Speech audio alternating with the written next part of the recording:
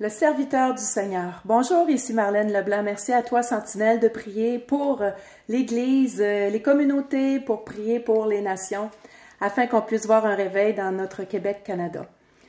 Aujourd'hui, je voudrais apporter un verset tout court, tout simple, mais qu'on passe souvent peut-être inaperçu. C'est les salutations que Paul fait lorsqu'il se présente.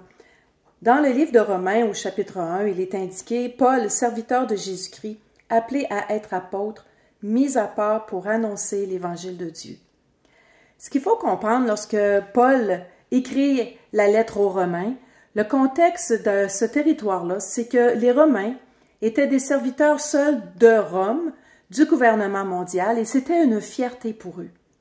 Eux, ils n'étaient pas serviteurs de quiconque, ils étaient serviteurs seulement de la tête, finalement, du gouvernement, et ils avaient eux-mêmes des serviteurs, des esclaves. Alors, je présume que Paul, lorsqu'il est arrivé, il a peut-être un peu ébréché après son voyage pour se rendre jusqu'à Rome, lorsqu'il se présente et qu'il se dit serviteur, c'était pas nécessairement être une fierté pour les Romains de se dire « Ok, là, je dois devenir serviteur des uns et des autres ». Mais Paul, vraiment, dans sa salutation, l'indique bien qu'il est appelé à être serviteur comme nous sommes appelés à être serviteurs.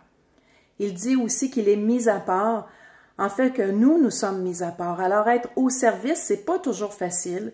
On dirait toujours que c'est nous qui devons faire des efforts, mais nous sommes porteurs de cette lumière. Alors je t'invite aujourd'hui de prier pour que nous puissions sonder d'abord notre cœur. Est-ce que je suis vraiment un serviteur de Christ et à quel endroit, Seigneur, tu veux que je te sers? C'est pas toujours à l'intérieur d'une communauté, mais vraiment aller vers les nations, parce que lorsque Paul est allé vers Rome, c'était vraiment vers les nations.